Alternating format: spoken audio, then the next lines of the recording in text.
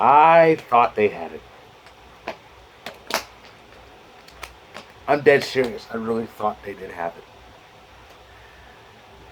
But them's the breaks, as they say, but it's a heartbreak. Um, so, our first part one of the what should be a fantastic end to round one started tonight with 3 game sevens, and the heart of those that game seven triumvirate was the Maple Leafs hosting the Lightning, and the Leafs actually did look good. They did, but sadly, it was not to be. Tampa was up 1-0 after one, 2-1 after two, and despite the Maple Leafs' best efforts, they kept going at it and going at it and going at it. They couldn't get that equalizer, and now it's 18 years. 18 years out of playoff series victory, and because Florida ended their drought last night, Toronto now has the longest playoff series victory drought in the NHL, the longest current one. Um, what else is there for Toronto to do? I actually said this on social media. If they actually lose in the first round again, they're gonna have to fire the general manager, because everything he's done to try to get something going, it is not working. It is not working. The only thing that's happened is the losses have become less nauseating.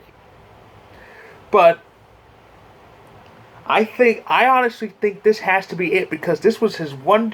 Because remember now, a year prior, they suffered that embarrassing series defeat against the Canadiens when they had the Habs dead to rights, up 3-1. A Habs team that was, by all intents and purposes, the worst team in the playoffs. It wasn't supposed to win a single game in that tournament.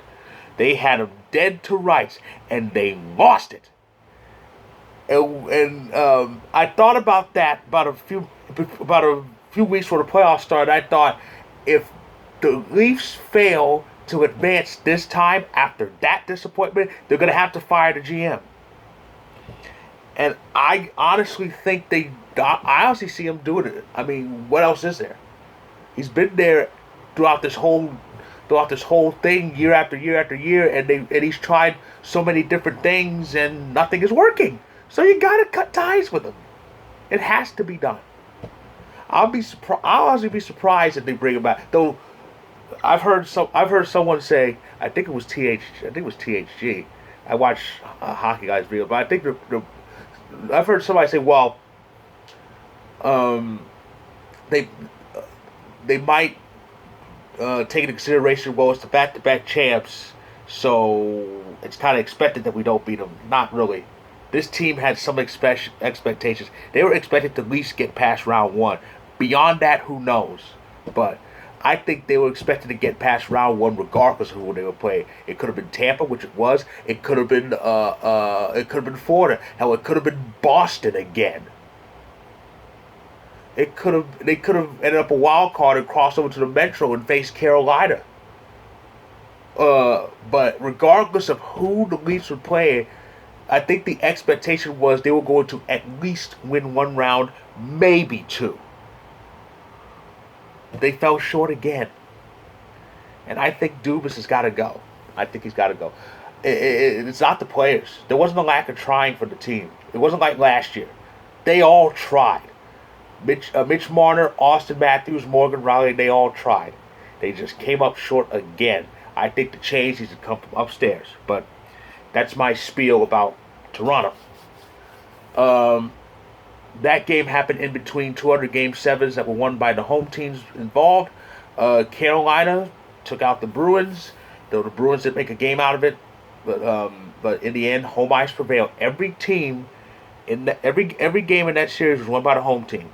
So yeah, home ice advantage. That definitely means something. At least it can in hockey. And of course, the last game seven was Oilers and Kings, and I saw this coming. I said this in my earlier videos. LA's LA's perfect chance to win that series was Game 6 at home, and they didn't do it. And when I watched them lose that game, I thought, well, they're not going to win Edmonton. And that's exactly what happened.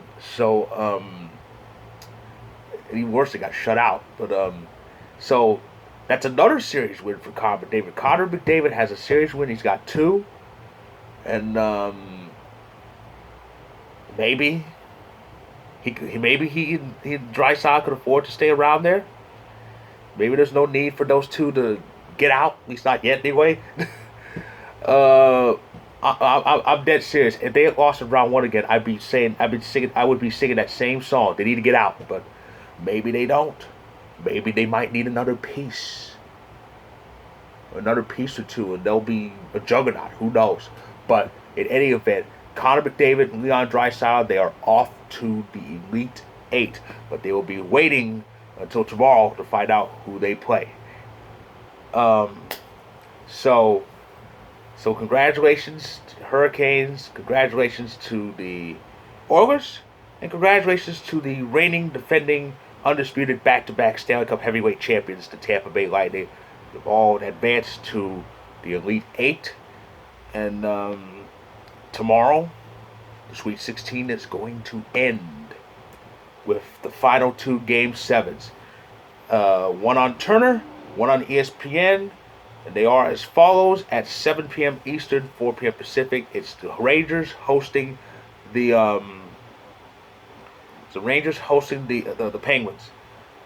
And the news I read is that not only could Sidney Crosby be back, but Tristan Jarry, Pittsburgh's #1 goaltender, could be back. Jarry's been out since like the last few days of the regular season. It had been DeSmith starting in net in those last regular season games, and he started game 1 until he suffered his own injury, I think in the second overtime period. That's when Louis Domingue had to enter. And it's been Domingue all the way ever since he shut the door the rest of the way. But he has not been good. Especially the last game, he got in that soft goal that he could have prevented. So if Jarry is a go, then it'll most likely be him in net for the Penguins in Game 7 at MSG. So that's the first Game 7, and then the first round will end in Calgary with the Flames hosting the Dallas Stars. And just think, hockey fans, we are one Calgary Flames victory away from getting Flames Oilers, the Battle of Alberta, in round 2. It would be their first postseason meeting in 3 decades if the Flames win. They should, because they're on home ice. I think they pretty much held it down for the most part, but anything can happen, hockey. So round 1 will end there, and I would assume. Well, that's not an assumption. It's pretty much a safe bet. After those games end, we should get the round 2 schedule, the division finals, the Elite 8, because two series are set now. With Tampa Bay's win, they'll face the Panthers in the Atlantic Division's final round. It will be the second straight meeting between the 4 of the franchises. Of course, last year they faced off in round 1 of the modified playoffs. They were in that localized Central Division. And Florida had home ice advantage in that, but Tampa Bay beat them out in 6.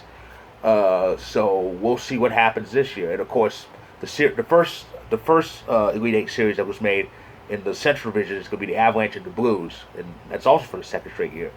The winner between the Penguins and the Rangers will face Carolina. Game 1 will be in Raleigh. And the winner of the Stars Calgary series will face Edmonton. If it's either way, the series is going to start in Alberta. But if Calgary wins, Game 1's in Calgary. If Dallas wins, Game 1 will be in Edmonton. But again, either way, Alberta will kick off that Pacific Division Final Series. So those last 2 games should be interesting. We'll see the final pieces of the second round be completed, and I'll be back tomorrow to congratulate those teams for getting in and to get you ready for the second round. So that's my recap of tonight's action. If you like this video, click the like button, click subscribe if you want more. My vocal stories on the eliminations of the Bruins, Maple Leafs, and the Kings will be in the description below once they are published. So check them out when you can. I'll be back tomorrow to get you ready for round number 2. So stay tuned.